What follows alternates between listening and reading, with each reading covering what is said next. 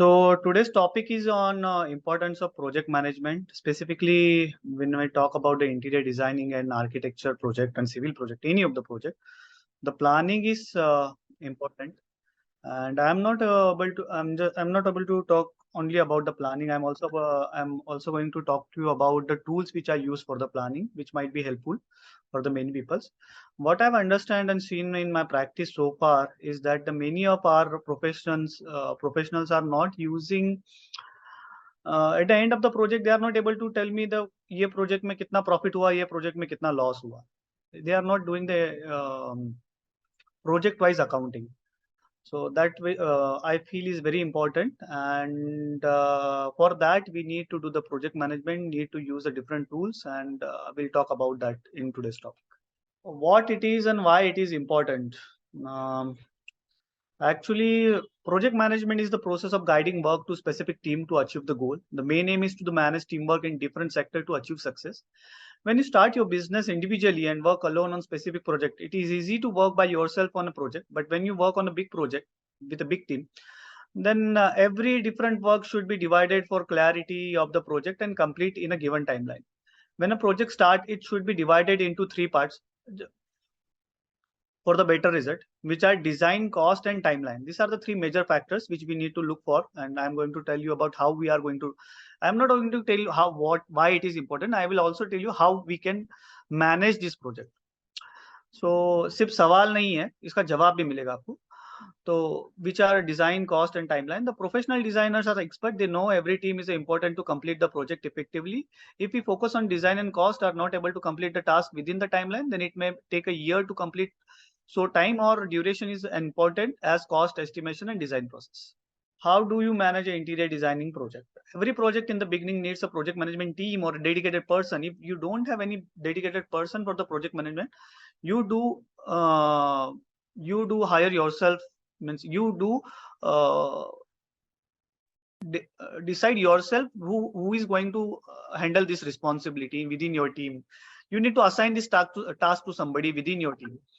So that will help to complete the execution properly. In interior designing, to manage every single task, we need a consultant, contractor, designer, electrician, and many more vendors.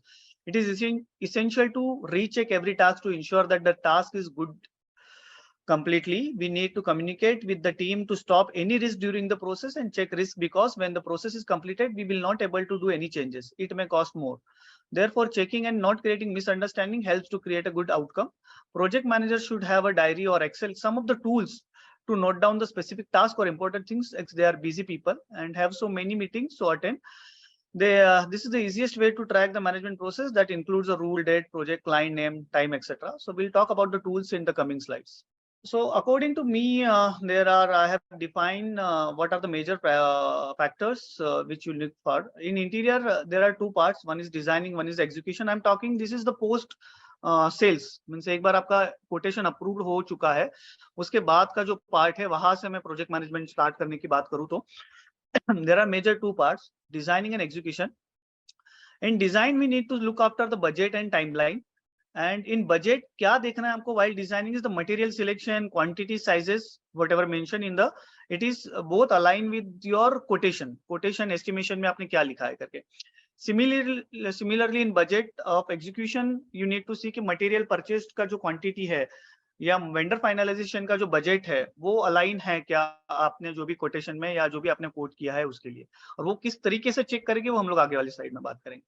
So project management का जो prequel है, जो बहुत important part है, वो है quotation. According to me, मैं ये समझता हूँ कि कोटेशन बहुत ही इंपॉर्टेंट पार्ट है. कॉस्ट जो है किस तरीके से आप डिफाइन कर रहे हो वो बहुत ही इंपॉर्टेंट है. तो उसका एक्यूरेसी जितना आप सही करोगे उतना it is critical for a firm to meticulously manage costs so that profit can be precisely measured against them in the each month. This tells a firm how well they are performing.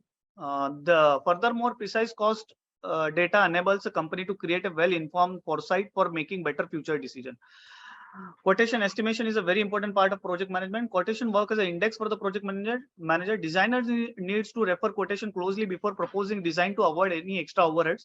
Similarly, project execution needs to refer estimate to see actual cost should not cross budgeted cost. For that is it is essential that how you define format of your quotation, giving you some brief about in coming slides.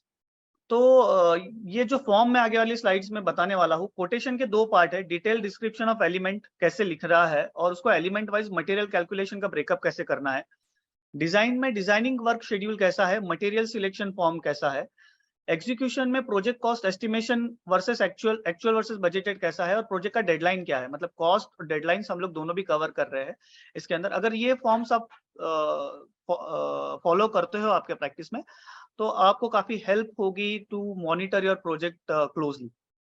तो ये मेरा quotation का format है। तो आप देख सकते हैं कि यहाँ पे अगर एक सीरियल नंबर 1 में शूरैक लिखा है, उसका डिटेल मैंने लिखा है कि मैं क्या साइज यूज कर रहा हूँ, क्या मटेरियल यूज कर रहा हूँ, क्या स्क्वायर फीट है, उसका रेट क्या है, और ये जो जहां तक का फाइनल प्राइस है उतना पार्ट मेरा क्लाइंट के लिए है। उसके आगे वाला जो पार्ट है वो मेरा इन हाउस वर्किंग के लिए है। तो जिसमें मैंने कैटेगराइज किया, आप आपके हिसाब से आपका जो भी मेजर यूज ऑफ वर्क हो उसके हिसाब से आप कैटेगराइज कर सकते हो कि आप 18 mm का कितना 18 mm का कितना प्लाई यूज कर रहे हो, 12 mm का कितना कर रहे हो, EL एक्सटर्नल लेमिनेट कितना यूज कर रहे हो, इंटरनल लेमिनेट कितना यूज कर रहे हो, हैंडल कितना है, हिंजेस कितना है, फेविकॉल का, और ये सब का एक एस्टिमेटेड बजट है। मैंने 5% 10% सबके ऊपर ओवरऑल निकाल लिया है। कारपेंटर का कॉस्ट कितना है, आपका ट्रांसपोर्टेशन कॉस्ट कितना है, और मुझे फाइनल कॉस्ट कितना आ रहा है। तो 13,000 इज माई फाइनल कॉस्ट। और तो मैंने फाइनल कॉस्ट उसके ऊपर मैंने फिर परसेंटेज, आपके जिस तरीके से क्लाइंट आप 15%, 20%, 25% जो भी आप प्रॉफिट रेशियो रखना चाहे, accordingly will propose to the client. अभी ये उसी का नीचे का वर्जन है, बॉटम वर्जन है कोटेशन का। तो अगर आप एंड में देखोगे तो आपको सब चीज का टोटल आ जा रहा है कि आपको 18 mm के प्लाई का कोटेशन मतलब टोटल कितना लग रहा है, 12 mm का कितना लग रहा है, इंटरनल एक्सटर्नल मतलब जो भी है, आपका लैमिनेट का कॉस्टिंग क्या जा रहा है, हिंजेस का कॉस्टिंग क्या जा रहा है, कारपेंटिंग का कॉस्टिंग क्या जा रहा है, ये सारा आपके पास में हेडर्स आ गया। तो आप इससे बजट, अभी मेरा for example 5,64,000 is my overall budget, और मेरा ओवरऑल कॉस्टिंग जो है मेरा इन हाउस 4,61,000 है। मेरा डेब्रिस और ये क्लीनिंग, मेरा टोटल प्रॉफिट मुझे 92,000 होने वाला, ये मेरा एस्टिमेटेड कॉस्ट है। तो मुझे क्लोजली मॉनिटर करना है, तब जाके मुझे ये प्रॉफिट हो पाएगा वहां पे। तो वो कैसे करना है, फिर ये बनाने के बाद में ये मैं प्रोजेक्ट टीम को देता हूँ। तो फिर प्रोजेक्ट टीम इसी से मॉनिटर करती है कि मेरा 68,544 मेरा 18 mm प्लाई का बजट है। तो अगर उससे ओवर जा रहा है या कम जा रहा है तो क्यों जा रहा है, वो कैसे मॉनिटर करना है, वो नेक्स्ट फॉर्म में मैं आपको बताता हूँ। ये डिजाइन वर्क शेड्यूल है। आपको दोनों भी चीजें मेंटेन करना बहुत जरूरी है प्रोजेक्ट मैनेजमेंट में, कि आपका टाइम कितना है, आप कितना बजटेड, आपने कितना सोचा है टाइम उसके लिए, और आप उसके हिसाब से काम कर रहे हो क्या नहीं कर रहे हो। और ये इसलिए जरूरी है कि यू कैन आप बेटरमेंट कर सको आपके प्रोसेस में एवरी डे उस चीज को लेके। तो ये एक बेसिक वर्कशीट बनाया है, डिजाइनर नेम्स, क्लाइंट नेम, कौन है, कौन डिजाइन कर रहा है मेरे एंड से, क्या क्लाइंट नेम है, वगैरह वगैरह। तो मैंने एस्टिमेट किया है कि मैं डिजाइन स्टार्ट कर रहा हूँ 27 तारीख को और मैं कंप्लीट करूंगा 18 तारीख को। करीबन 21 डेज का मैंने शेड्यूल बनाया है, कितने दिन में मैं डिजाइन का ब्रेकअप करके एक 2 BHK का इसी तरीके से करूंगा। तो फॉर एग्जांपल मेरा प्रोसेस, आप आपके प्रोसेस के हिसाब से इसको एडजस्ट कर सकते हैं। मेरा प्रोसेस है कि मैं पहले 3D प्रपोज करता हूँ, फिर 3D में कितने प्रपोजल दिए हैं। मैंने 30 तारीख का प्रोजेक्टेड डेट था मेरा, बट मेरा एक्चुअली 2 को हुआ है, तो उसको मैंने रेड मार्क किया है। तो वो क्यों गया है, उसका रीजन क्या है, वो आइडेंटिफाई करना है। मैंने प्रोजेक्टेड 2 ऑप्शन सोचे थे, बट क्लाइंट को 3 ऑप्शन देने पड़े, इसलिए वो डेट ज्यादा लग गया, टाइम ज्यादा लग गया। तो ये सारा जब आप मार्किंग करोगे और इसको रेक्टिफाई करने की कोशिश करोगे, इस हिसाब से बजट प्रपोज करने की कोशिश करोगे, तो आप उस हिसाब से आपका प्राइसिंग डिफाइन कर सकते हो, आपका प्रॉफिट ROI डिफाइन कर सकते हो। आप 21 दिन मेहनत करके आपको end of the day ROI क्या मिल रहा है उसका। तो इस तरीके का डिजाइन वर्क शेड्यूल है। ये मेरी डिजाइनर को मैं दे देता हूँ, और वो हर प्रोजेक्ट का डिजाइनर को ये मुझे सबमिट करना होता है कि ये प्रोजेक्टेड है, और उसका जो परफॉर्मेंस है वो मैं इस पे से डिसाइड करता हूँ कि आपको जो एस्टिमेटेड डेट दिया था मैंने, उसमें से आपका एक्चुअल में आपने कितना टाइम लिया है करके। तो मेरे लिए दोनों भी चीज हो जाती है, प्रोजेक्ट भी मॉनिटर हो जाता है, उसका अप्राइजल भी मैं उसी से मॉनिटर कर लेता हूँ। इसमें काफी मतलब ये सारी चीजें जो है एक्सपीरियंस से आई है, जो हम लोग ने फेसेस किया, उसी से ये लेके इंस्पिरेशन लेके उसमें से सीख लेके हम लोग ने फॉर्म डेवलप किया है। तो कई बार ऐसा हो गया है कि हम लोग किसी चीज का सिलेक्शन करना भूल गए एंड में, मतलब भूल गए, मतलब वो जब डेट आया उस टाइम पे वो सिलेक्शन हुआ, डिजाइनर मिस कर गए कुछ हैंडल का, स्पेसिफिक हैंडल्स के सिलेक्शंस बोलो, या फैब्रिक किसी चीज कोई आर्टिफैक्ट का सिलेक्शन बोलो।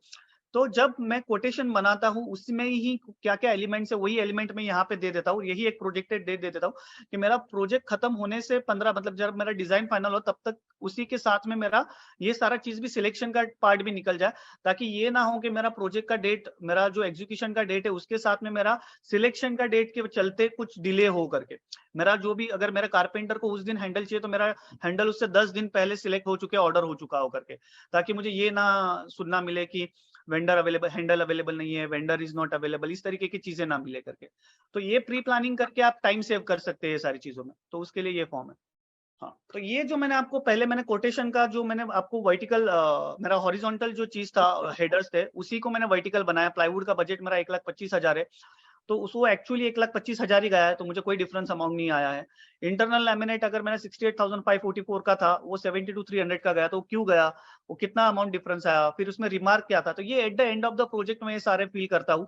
और फिर इस चीज पे से मैं नेक्स्ट प्रोजेक्ट में, कई बार ऐसा होता है कि मैंने while proposing the estimated I have estimated the wrong amount, wrong numbers, तो उसको करेक्ट कर लेता हूँ। कहीं पे कारपेंटर किस चीज का गलती है, तो ये सारा चीज का वेरिएशन में लेने की कोशिश करता हूँ माय नेक्स्ट बजट में, ताकि नो प्रॉफिट, मतलब मेरा आज के डेट में कंपटीशन इतना हैवी है कि आपका प्राइस ओवर प्राइस भी नहीं होना चाहिए और अंडर प्राइस भी नहीं होना चाहिए। तो इसके लिए आपको आपका प्रोडक्ट का कॉस्ट पता होना जरूरी है, और उसके साथ में बहुत सारे अदर फैक्टर्स है वो भी आपको पता होना चाहिए, जैसे कि वेस्टेज एक है, ट्रांसपोर्ट एक है, ये सारी चीजों का भी आपको आइडिया होना चाहिए और इसका भी एक एवरेज आपको उस चीज में पकड़ना होता है। तो ये उसका फॉर्म है मेरा। हाँ, ये सबसे इंपॉर्टेंट मेरा प्रोजेक्ट शेड्यूल फॉर्म है, तो ये नंबर वाइज में बना लेता हूँ कि मेरा first day, second day, third day क्या काम होने वाला, फोर्थ डे, तो एक बजटेड बना लेता हूँ। फिर इसके ऊपर वाला जो ब्लैंक स्पेस है वहां पे पेंसिल से लोग एक्चुअल में क्या चल रहा है, अगर वो सही चल रहा है तो अभी समझो मेरा 1, 2, 3, 4 तारीख तक फॉल सीलिंग का फ्रेमिंग चलने वाला है, अगर मेरा वो 6 तारीख तक चल गया, मतलब बफर हो गया, तो मैं वहां पे +2 लिख देता 4 तारीख को कि मेरा ये और 2 दिन ऐड हो गया करके वहां पे करके। तो मैं उसी दिन क्लाइंट को इन्फॉर्म कर देता हूँ कि मैंने अगर उनको एस्टिमेटेड 45 डेज वो दिया है और बाय एनी रीजन अगर ये कुछ रीजन है, तो मैं वहां से ही क्लाइंट को प्रिपेयर करना स्टार्ट कर देता हूँ कि आपका प्रोजेक्ट 45 डेज में नहीं 50 डेज में होने वाला है। तो इससे एंड टाइम पे जो क्लैशेस होते हैं और जो पेमेंट डिफॉल्ट होती है वो होने के चांसेस आपके रिड्यूस हो जाते हैं करके। तो और ये मेरी प्रोजेक्ट टीम जो एग्जीक्यूशन टीम है उनको ये चार्ट एवरी डे में उनसे जब भी वीक में एक बार मिलता हूँ तो ये सारा चीजों का फॉलोअप लेके उस हिसाब से फिर ग्रुप में जो क्लाइंट को इन्फॉर्म कर देते हैं। तो इससे मुझे पता चलता है कि एग्जैक्टली क्या हो रहा है साइट पे करके और क्या शेड्यूल चल रहा है करके।